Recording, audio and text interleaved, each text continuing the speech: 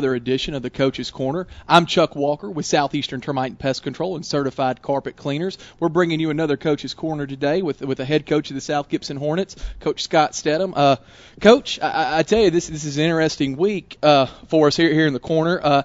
After last week's game, that was the first regular season loss that we've had in over a year. How did the team and the coaching staff react to that? How did they handle that? Well, we weren't in a real good mood all week. Sure. That's for sure. But that was one thing that was really clear, that we hadn't lost in over a year and played a game. And so we just had to tell our kids, don't panic, because we were going to go back to work at 8 a.m. the next Saturday morning and get ready to try to get better. So, a loss doesn't end your season. Our goals are still in place that we have to reach, and we just saw some things that we need to get a lot better at. Well, that's right. When you went back and looked at the tape, what, if anything, stood out to you on the tape? Well, Westview's really good, and they're really physical, and they beat us up front really, really bad. And so we just spent a lot talking to our kids about technique and effort, and we watched ourselves on film probably more than we have all year. Right. And sometimes when you're winning, you forget about those little things that help you get there. And losing last Friday really reiterated to our players and our coaches how important those little things are. Well, that's a great point. When you were back and you guys were watching the tape, what positives did you take out of that? What positives did you see when you watched the film? Well, we just we saw that when we did things right, we competed against a really good football team. And you take away a few plays here and there, and we're in it. You have Sure. 3 turnovers against a good football team, you're going to have trouble winning. So, we just saw that we need to be more consistent, but the good things are there. We showed flashes of being a really good football team. We just need to do it play after play after play, and one play at a time. Well, that's exactly right. I remember calling the game last week, and there was one point in the fourth quarter where Westview had the ball, and they were passing it, and we just about, I think it was Calderon, just about had the pick six there, and that would have made, that's a 7-point swing, makes it a touchdown ball game with, I think, 9 or 10 minutes left in the game. So we were right there, even at the end. Even though it didn't feel like it a large portion of the game, we were still right there. What's practice been like this week? It's been pretty physical. Yeah. On Monday, we spent all our time worrying about us. Sure. We didn't mention our next week's opponent. We worried about things we need to correct from last week. Sure. And so we worked on that and really went over the things that we needed to do better to be a better team.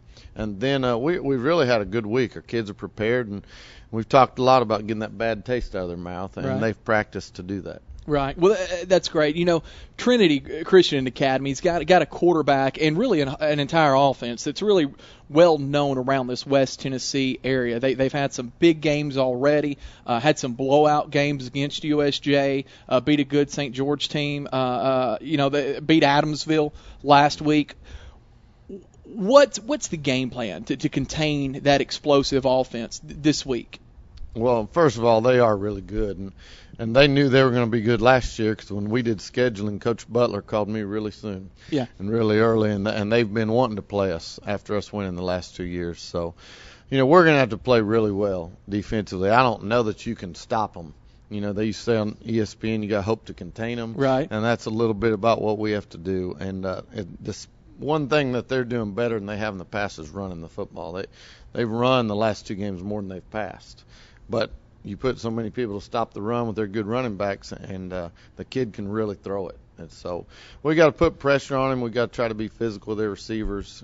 And the best way to stop their offense is keep them off the field. Right. And so if we take care of the football and get some points, that'll be really huge for us. Well, I can tell you, I've talked about it on the radio this week, and talked to Dan Reeves and Seabass, and they asked, what's the mood like around town after last week, and I've said, the same thing you said is, sometimes a loss isn't the worst thing in the world. It does, you can point out some things that you sometimes could miss after a win. Do you feel like the boys have been refocused this week? Do you feel like the team has been refocused and re-energized almost? I think so. They've responded really well. I think last week we faced a really angry Westview team because they lost a tough one against Huntington. Sure. And they played really well, and we didn't. So, our kids have responded well. I think there was a little panic Friday night because they didn't know it was okay to lose. Last year we lost, our season was over. We had to reiterate that it's just a regular season game. Until they tell us we got to check in our equipment, we're going to keep getting better and go play. That's exactly right, Coach. Well, I can't tell you how excited that I am to watch the game tonight and to see you guys back out on the field. And I tell you, it's shaping up to be a great one. So I'd like to thank you for coming and meeting with us today. And I'd like to end it by saying, go Hornets. Thank you very much. All righty. Thank you, Coach.